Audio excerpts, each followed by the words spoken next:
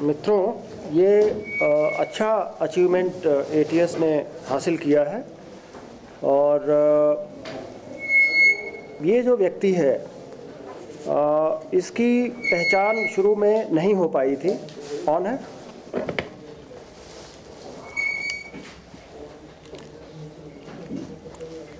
आपको ध्यान होगा, जमील जब पकड़ा गया था तो उसके इंट्रोगेशन में इंडियन कॉन्टैक्ट एक आया था।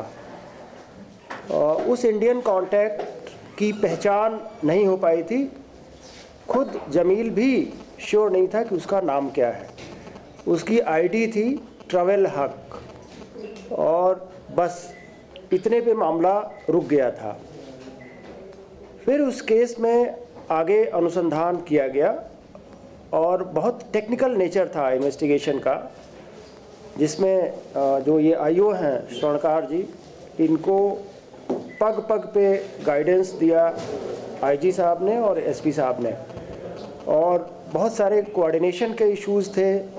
चूँकि उसका कार्य क्षेत्र और रहने का क्षेत्र तमिलनाडु था तो भाषा की प्रॉब्लम थी और उसको चिन्हित करना एक बहुत बड़ा चैलेंज था। इन लोगों ने पूर्ण समन्वय से काम करते हुए तमिलनाडु पुलिस से हेल्प लिया और कुछ सेंट्रल एजेंसीज से हेल्प लिया और इस व्यक्ति को चिन्हित कर लिया कि ये यही व्यक्ति है। इकबाल नामक व्यक्ति है जो चेन्नई में रहता है, मायलापुरम में। अब उसको पकड़ने की रणनीति पे इन लोगों ने स्ट्रेटजी बनाई और ये पता चल गया कि ये स्मगलिंग भी करता है। आईएसआईएस की गतिविधियों से तो सिंपैथी रखता ही है। ये आपराधिक जो अन्य तरह की गतिविधियां हैं, स्मगलिंग वगैरह, उसमें भी लिप्त है और चाइना और साउथ ईस्ट एशियन कंट्रीज़ की खूब यात्रा करता है। फिर ये लोग इन लोगों ने समन्वय से कार्य करते हुए इसको DRI के जरिए इसको नैब किया। ये हवाई जहाज़ से आइजोल से कलकत्ता होते हुए राजमुंद्री गया। माइंड इट, ये बड़े एयरपोर्ट से आसानी से पहुंच सकता था, चेन्नई का डायरेक्ट फ़्लाइट ले सकता था, बट ये जानबूझ के, क्योंकि बड़े एयरपोर्ट्स पे ज़्यादा चेकिंग होती है, तो ये राजमुंद्री के रास्ते ये गया वहाँ और फिर DRI ने इसको पकड़ा 3.5 kg सोना के साथ और वहाँ फिर ये अरेस्ट हुआ कस्टम एक्ट में। तफ्तीश के दौरान इसने कन्फेस किया कि हाँ, ट्रैवल हक के नाम से ये ऑपरेट करता था अकाउंट और इसने फंड्स ट्रांसफ़र किए हैं ISIS के फाइटर्स के लिए। ये संपर्क में था। ISIS के जो 2 नाम आए हैं कुख्यात, जो उनके फाइटर्स थे,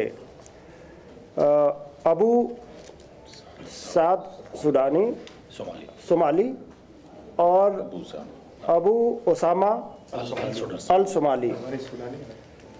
ठीक है, एक सुडानी और एक सोमाली, एक सोमालिया का रहने वाला है, एक सूडान का रहने वाला है। जिसमें से जो सुडानी था, अबू सुडानी, वो 21 अप्रैल को एलाइड बॉम्बिंग में मारा गया। उससे ये संपर्क में था। और अगर आप देखो तो जमील और इसमें in terms of activity, criminal activity, कोई फ़र्क नहीं है। जमील भी फ़ंड ट्रांसफ़र कर रहा था, ये भी फ़ंड ट्रांसफ़र कर रहा था। इसने वीज़ा प्राप्त करने की कोशिश की थी, टर्की का वीज़ा प्राप्त करने की कोशिश की थी, लेकिन नहीं बन पाया था।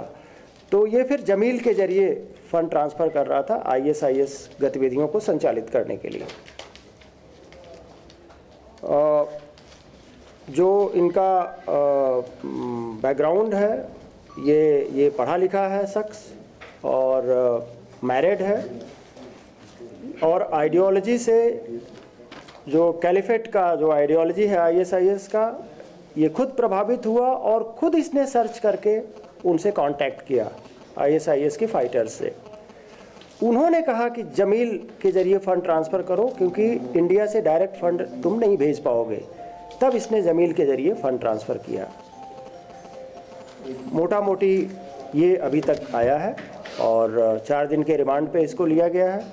तो देखिए इसमें और कुछ बातें आएंगी। ये सर जमीन से पहले